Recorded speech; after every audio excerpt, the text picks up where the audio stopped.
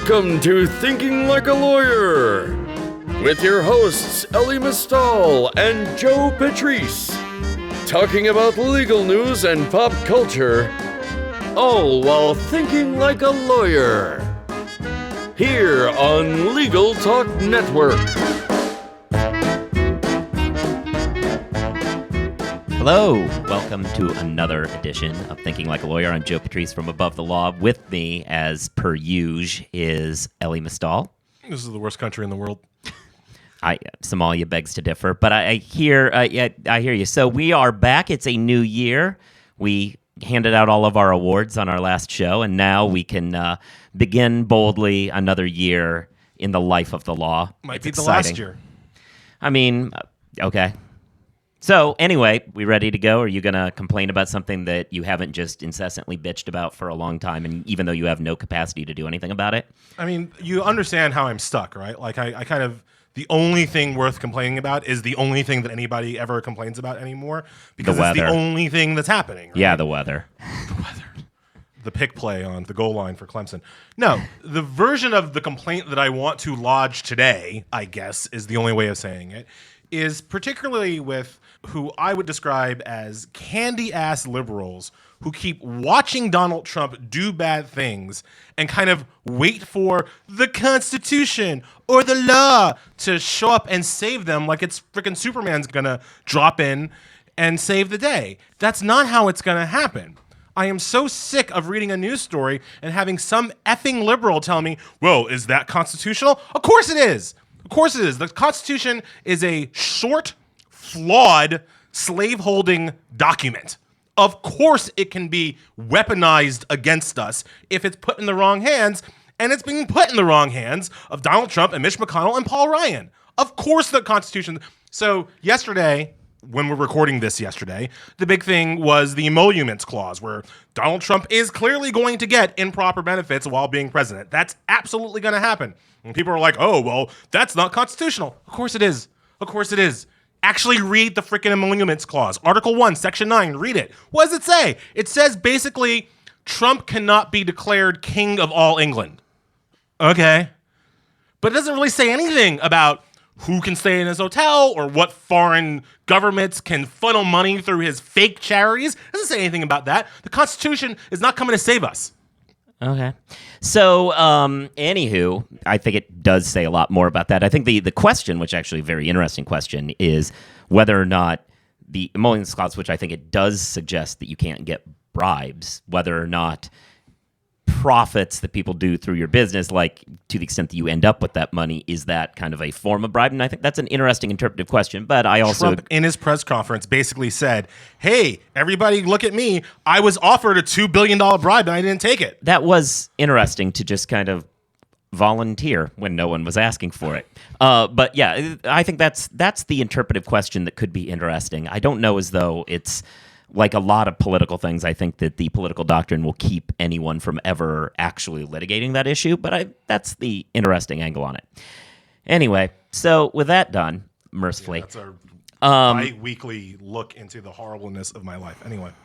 Yeah. So let's begin what we're actually talking about today, which is, ironically, how the law can come in and save people from doing things. And in this case, how it can do that in kind of the intellectual property sphere. We don't talk about that enough. And we also, when we do, tend to talk about it very legally because it is thinking like a lawyer, but we thought it'd be interesting to look at some of these issues with somebody who looks at it from the more practical perspective of how intellectual property works. We're going to call her Phil Practical now? That's interesting. Yeah, sort of. I mean, yeah, actually, utile, I guess we'll use, because that's going to become interesting. That's going to become a factor in what we talk about. So we have Tyler McCall here from Fashionista. I don't know your present title. So Deputy editor. Deputy editor, yeah. We've had We've had all kinds of title changes around here. I'm now a plenipotentiary. Yeah, so welcome to the show. We're going to talk about fashion, indirectly, and a lot of stuff about intellectual property. So, how are you?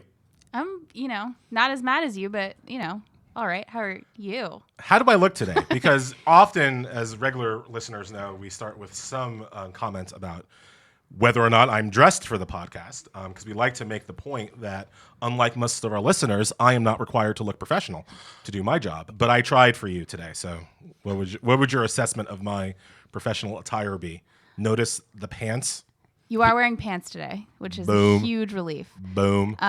You're also wearing that orange waffle knit. Is it a sweater or is it a shirt that you're wearing that I've seen you wear? I think every time I've seen you in the office. It's technically a sweater, I guess. It's my sweater. It's got minimal stains. Yeah. This is everything is relative. So It's my sweater. I've had this since, I want to say, like 2011. would never have guessed that it had only been, 6 years? Yeah, that's about right. Yeah. It looks like it's been through the ringer a little bit, but it's a good color for you. I'm a big fan of orange. That's a big Met color. What about my protest pick? This pick. is something that I've been doing over the objection of pretty much everybody in my family. I've grown my fro out a bit, and I've started wearing my protest pick. I like it. Yeah, I'm for it. That protest is probably going to, be very effectual and change a lot. It's better than whining, oh, the Constitution! He's unconstitutional, somebody stop him! I'm doing more with my pick than those people are. Fair enough. An interesting comparison. So let's, Yeah, so this was Elie's idea, so he kind of has a grand vision. There's not a lot of there's not a ton of preparation when these are Elie's ideas. So we're all kind of flying by the seat of what he wants to talk about. The first thing that I want to talk about, the reason why I thought Tyler would be great to have on this week, is that one of my favorite cases from this term in the Supreme Court was decided. The Apple v. Samsung case came down very strongly on the side of Samsung.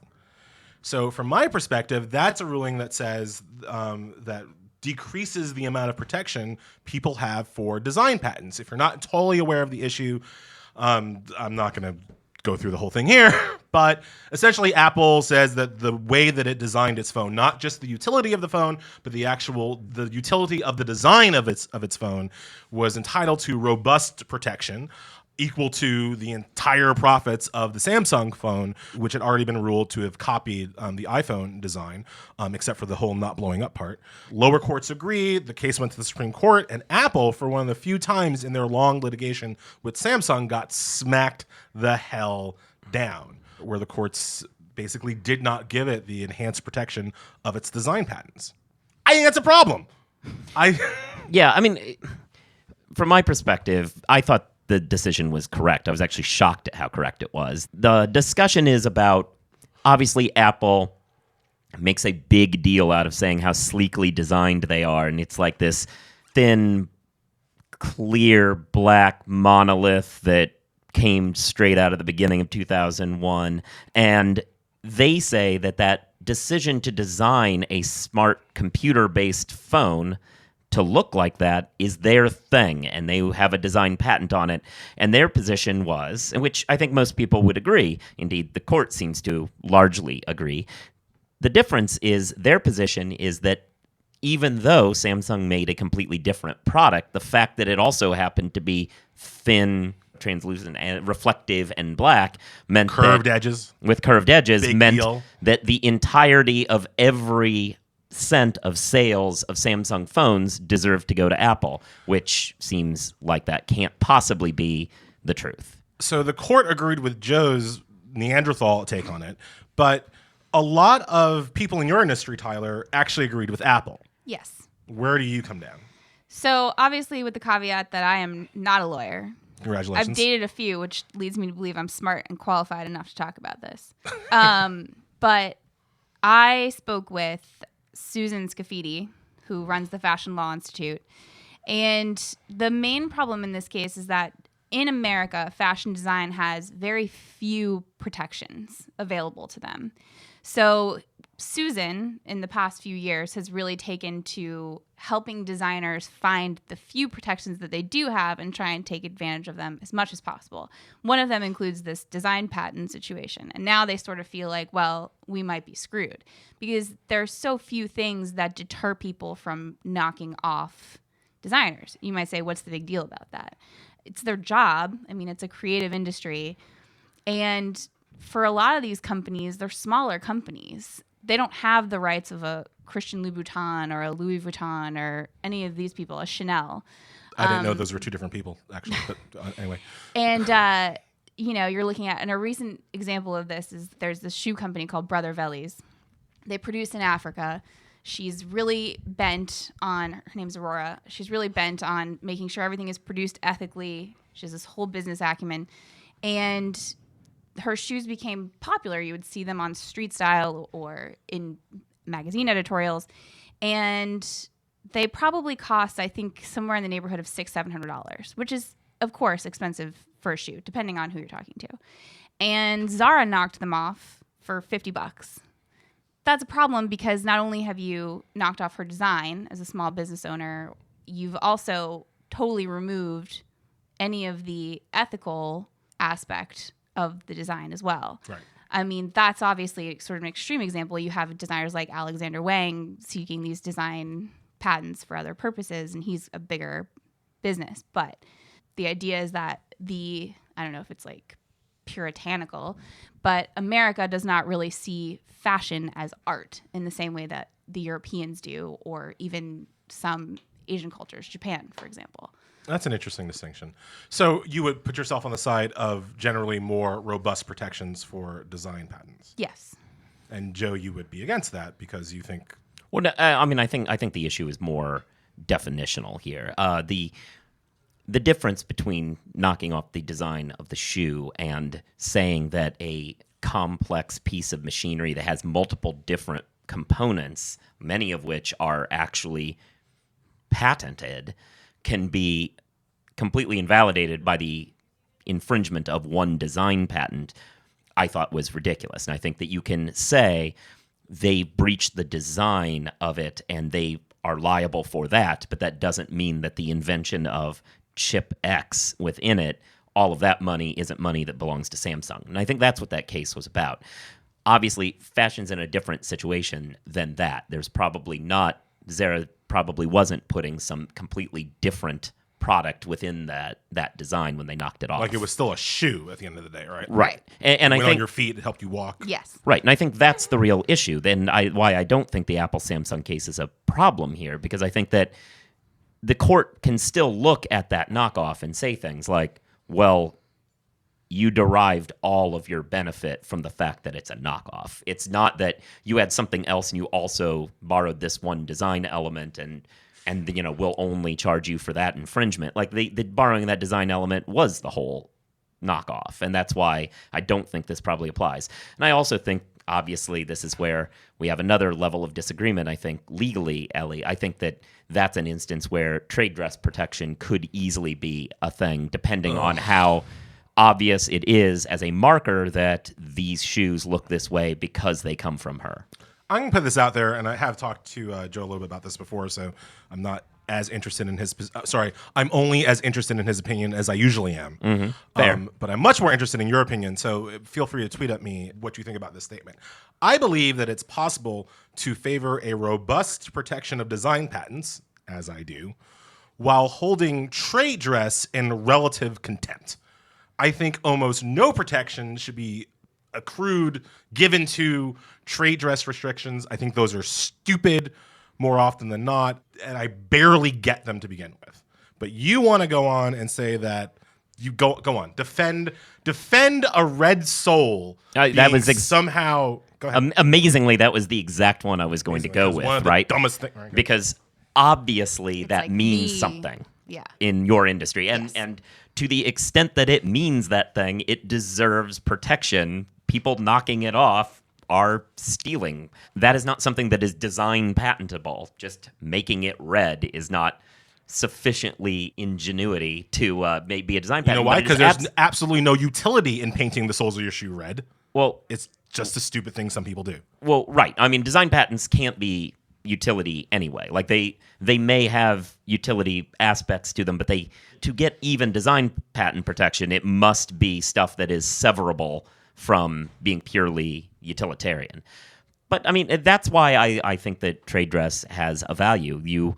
I think even more so than some of these design patent elements, these are decisions that people make, brands make, to say, my brand looks like this. Everyone goes down to a few blocks from here to buy knockoffs that look like something for a reason because it conveys some Bourgeois status. Yeah, some status of what the brand is, and that's why you've got to protect that. And I'm supposed to cry that it's okay that small businessmen on Canal Street can make a living selling bourgeois status to tourists from Kansas, and that somehow makes Louis Vuitton feel like I'm supposed to care about that? I could give you my whole spiel about how rip-offs and knockoffs fuel the drug industry, child slavery. There's like a whole the drug industry. Yeah. Oh yeah. Where do you think these come from? I mean, not every single one, obviously, but it's a huge thing. Yeah. Louis Vuitton, I don't know if they care about that as much as the fact that they want to protect their specific brand,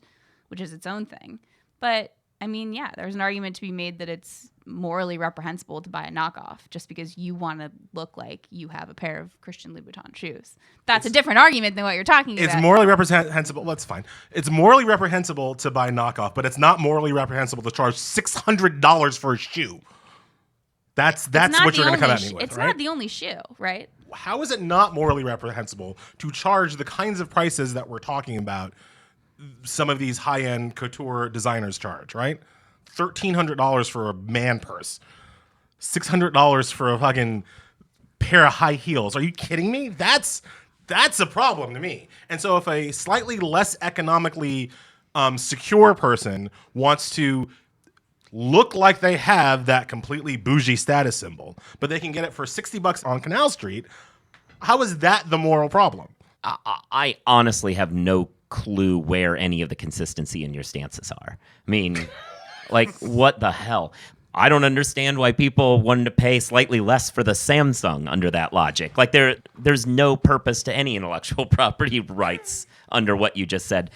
But to Tyler's point, which I think she probably has more data at the tip of her fingers to talk about, is like, there is a pronounced problem with knockoffs and things like child slavery and so on and so forth. And I know this because I did represent in a case a completely independent, not any of the sellers, but represented the federal government, the U.S. Attorney's Office made a real crackdown on even just people who have property interests on Canal Street to the extent that it's part of this. And it was a focus of the administration because of these links.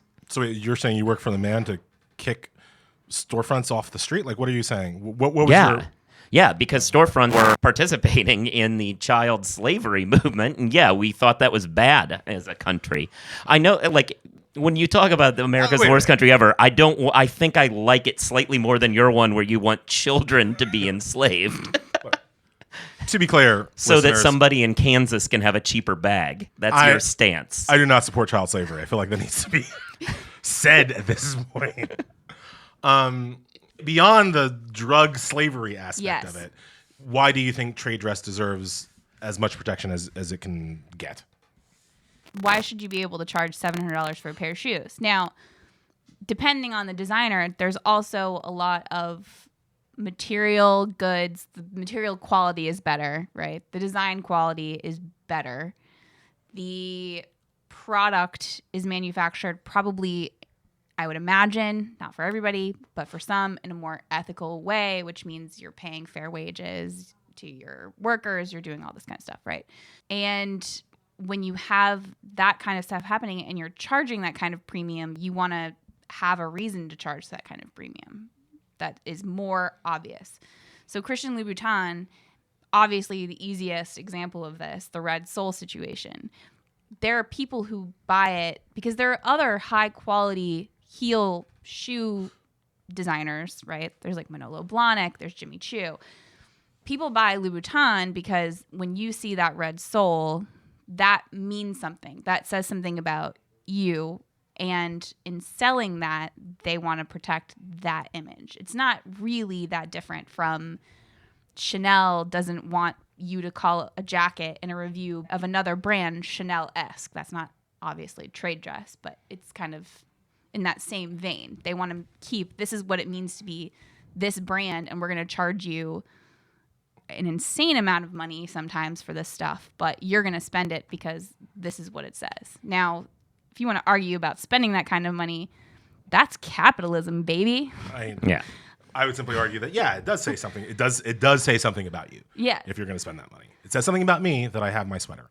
But note that you have that sweater, and I think that's the key to it. You can opt out of the ridiculous consumption mindset by saying, I am not going to buy this thing. Buying a knockoff of that thing contains all of the moral reprehensibility of supporting the idea that people should have $700 shoes, but does it in a way that's even worse. Well, note that I put in my hypo, the person buying this is from Kansas, which is part of the country that I can't stand. So you were saying that there's no consistency. There's consistency. Maybe it's just not easy to see. Basically just strong line against Kansas. Except he was just protecting their right to buy things for a second ago. There really is just nothing coming out consistently over here. Trade dress and child slavery are not the only moral issues in fashion these days.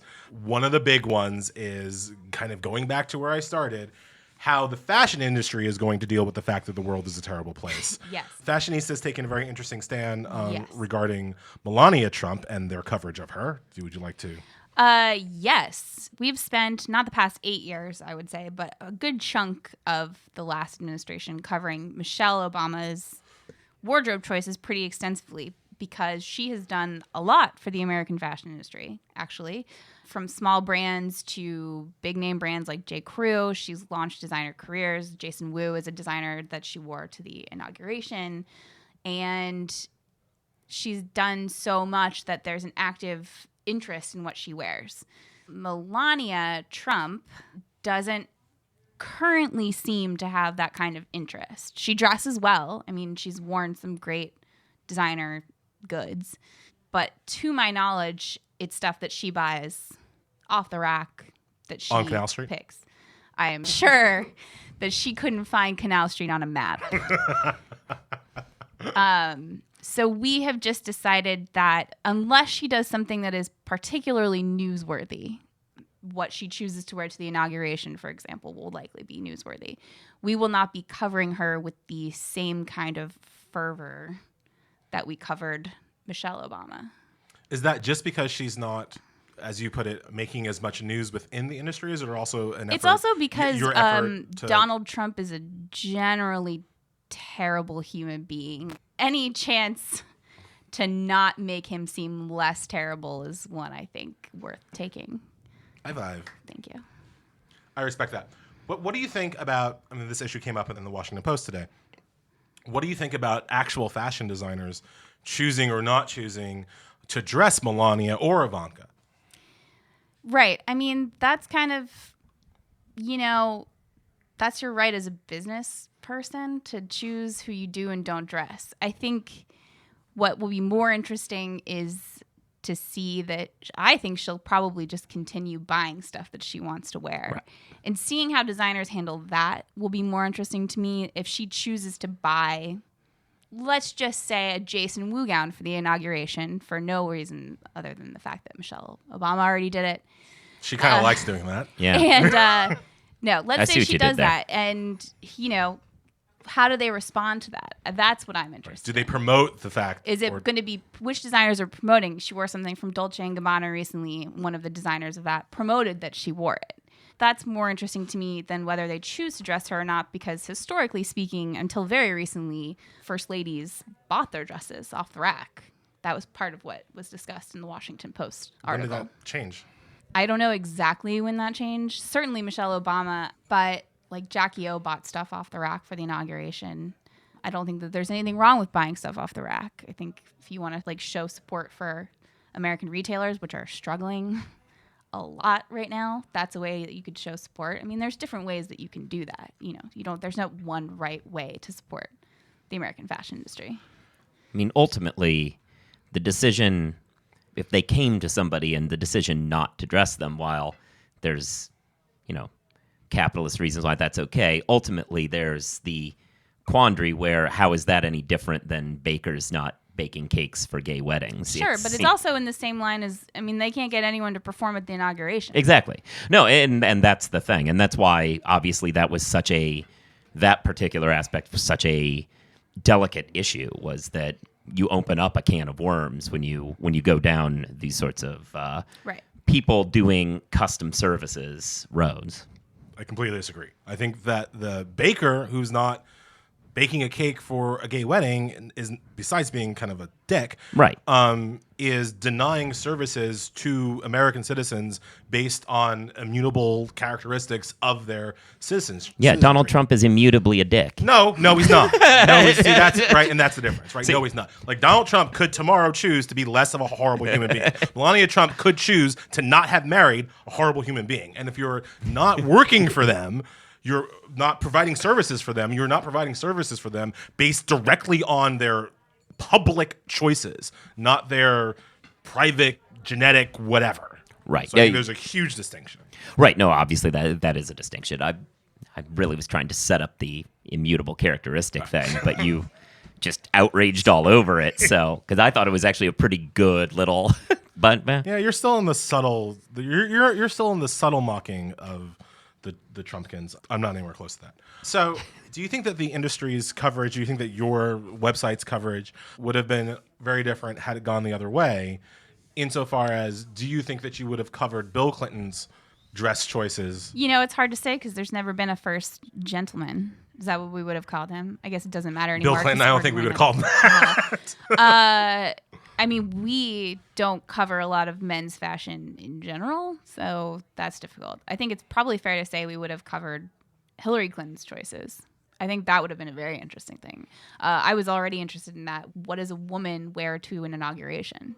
I don't know. I may never know. I doubt you will. So you think that you would have, but just Yes. to be clear, you think you would have covered Hillary Clinton's fashion choices, even though she would be actually the one in charge, and not paid all that much attention to her husband's? Yeah. There's only so many ways to cover a suit.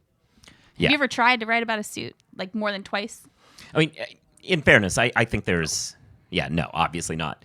Tie, maybe? Well, no, and there's obviously also a difference that celebrity men's fashion, there's actually stuff to talk about, Sure. but business, But I don't politics, think- yeah. men's fashion is entirely, this is the same old thing I just got off the right, I don't think Bill Clinton was going to show up to the inauguration in like a brown velvet Right. tuxedo like Exactly. Donald Glover wore to the Golden Globes, right? Oh, that would have been awesome. It would, but the point is, like, men's fashion outside of the kind of celebrity Yeah. sphere is just boring, Right. and Especially in Washington. yeah, exactly. Apropos of that, let's wrap with a little hot list from Tyler about what people should be wearing to their office in 2017. What's in, what's out. I'm obviously highly qualified to talk about this because I'm wearing a sweatshirt with 2 balloon dogs humping because obviously we work in a casual environment. But I think right now there are so many people doing really great suiting, believe it or not, for women. That's interesting. I think that you could still Suiting? style What's- it. Suiting. So, for our listeners, let's go from first principles. What's suiting? Well, suiting I'm getting it from context clues, but is a jacket matched often with pants, occasionally a skirt, depending. There's a lot of that happening right now.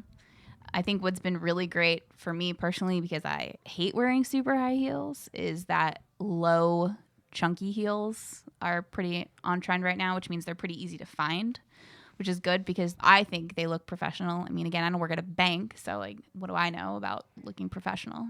But I've seen other professional people, and I feel like and they all work in banks. they all work in banks, and they all tell me I can't have any money because I can buy $700 shoes. No, I think that bodes really well. Do women still have to wear pantyhose in law firms? Is that still a thing? Not really. I mean, especially not in the summer. I think different places operate differently. I've never worked in a place where anyone cared all that much. Okay. I thought that was like a thing. No, Yeah. my wife will wear tights sometimes because it's warmer. Well, tights, yes, do that. but like sheer pantyhose. Closed toe versus open toe is still debatable. Okay, I think that's fair. I think people still have that debate. Wait, Some folks don't that's care. fair. Open-toed shoes. Yeah. What's wrong with that? I mean, I don't love open-toed shoes because you got to maintain like a pedicure situation that looks good. I don't know. I think there's nothing wrong with a closed-toe shoe.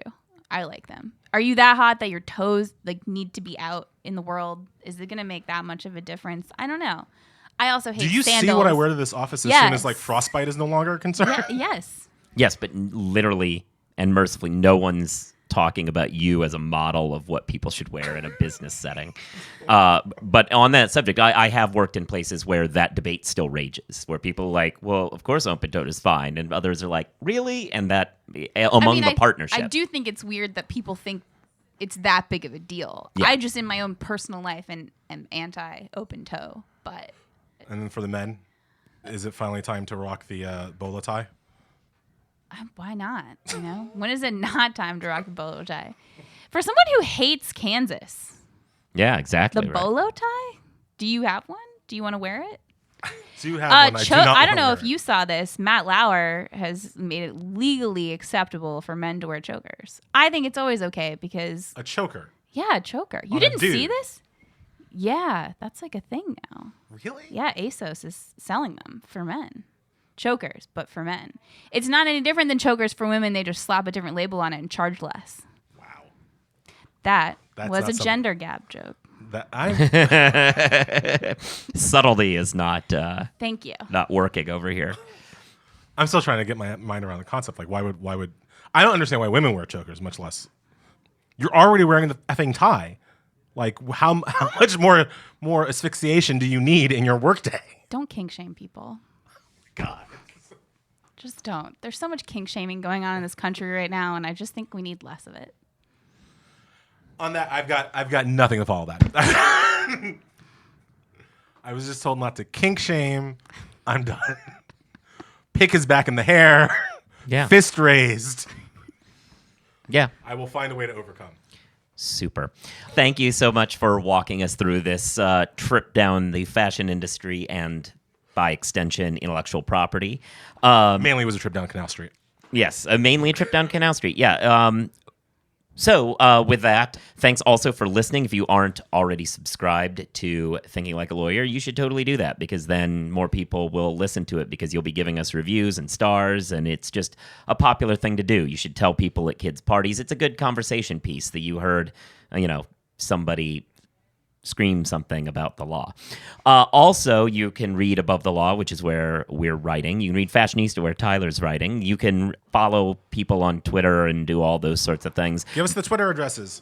Yeah, at Joseph Patrice, at Elie NYC, at Eiffel Tower. Tyler. Eiffel Tyler. Yes, It's that's like right. Eiffel Tower, but with Tyler. because Yeah. I was cute and clever 6 years ago. I said Yeah. that just to force her to have to say that. Thank you.